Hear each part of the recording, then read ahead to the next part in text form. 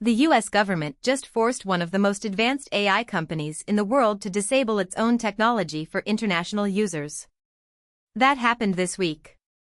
And it might be the most consequential AI story of the year so far. Let's start with the story that's sending shockwaves through the entire AI industry. On June 19, 2026, Anthropic quietly disabled access to two of its most advanced models, Fable 5 and Mythos 5, for users outside the United States. The reason?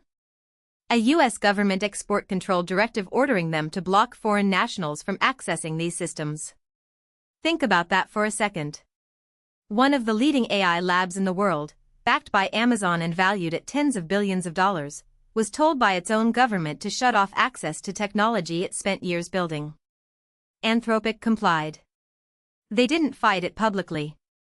They didn't issue a long blog post about open access principles. They flipped the switch. Now, this wasn't entirely out of nowhere.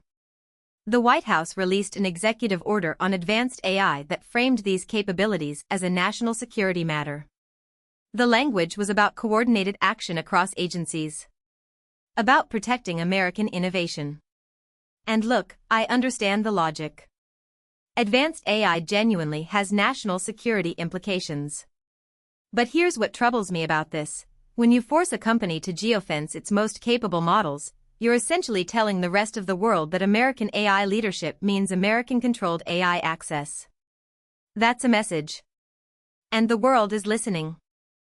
Then came the plot twist. Just a day after the export control news broke, Trump told Axios something interesting. He said he no longer views Anthropic as a national security threat. Let me read that again. He no longer views them as a national security threat. Now, I'm not going to pretend I know exactly what changed in 24 hours, but here's my read. This looks like classic negotiating theater. Create a crisis, force compliance, then magnanimously walk it back partially. Trump also said he did not rule out using emergency powers against Anthropic. That's not exactly a warm embrace. But here's what this tells us about the AI policy landscape in 2026. Companies are living in a gray zone where the rules can change overnight. One day you're a strategic asset. The next day you're a potential national security threat. And the day after that, you're fine again.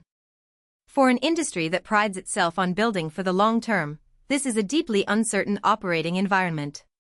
What does this mean for international AI partnerships? For companies building on Anthropic's API outside the US? They're essentially building on borrowed access that could be revoked with a single government directive. That's not a foundation for trust.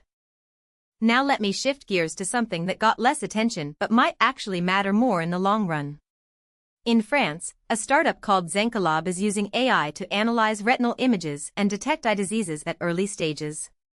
This dropped during the same week as the Anthropic drama, and while it's not as headline-grabbing as export controls, it's a reminder of something important. AI's most immediate positive impact isn't in chatbots or robots. It's in diagnostics. Retinal imaging analysis is a perfect use case for machine learning. The task is well-defined. The data exists. The stakes are high. Early detection of diabetic retinopathy or macular degeneration can prevent blindness. This is where AI is genuinely saving lives right now, in 2026. And it's happening in France, not Silicon Valley. That matters. When we talk about AI leadership, we tend to frame it as a competition between nations. But healthcare AI doesn't care about borders. A French startup's model can work in India, in Brazil, in any country with a smartphone camera and an internet connection. The export control debate assumes that AI power is zero-sum. But medical AI is more like a rising tide that genuinely lifts all boats. Speaking of healthcare and AI, Samsung announced major AI-powered updates to Samsung Health this week. The company is transforming their Galaxy Watch into what they're calling an intelligent health partner. Now, Samsung has been putting sensors in watches for years.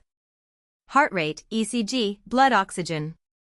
But the problem has always been data translation. You get numbers. You don't get insight.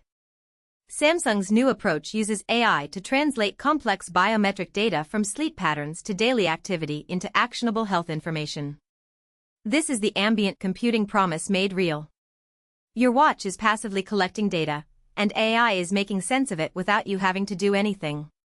Here's my take on why this matters.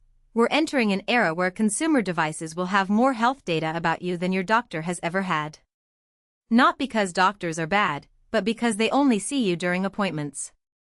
Continuous monitoring changes everything. Early warning systems. Trend detection. Personalized baselines. Samsung isn't alone in this, but they're signaling that AI-powered health is going to be a major differentiator for consumer electronics going forward. The question is what happens to all that data, who controls it, and whether it actually makes people healthier or just more anxious. So what's the through line this week? I'd argue it's the tension between two visions of AI's future. One vision says AI is like nuclear technology, too powerful to leave to the market, requiring government control, export restrictions, and national security frameworks. The other vision says AI is like antibiotics or electricity, a general-purpose technology that improves lives most when it spreads widely, including across borders. Both visions have merit. Both have risks. The Anthropic saga shows us that governments are willing to use their leverage to shape AI development. The healthcare AI stories show us that the technology's benefits don't have to respect those same boundaries. What we decide as a society about that tension will define not just the AI industry, but potentially the next century of human development. This is bigger than any single company, any single regulation, any single week. But weeks like this one are where the decisions get made. Stay curious, and see you next time.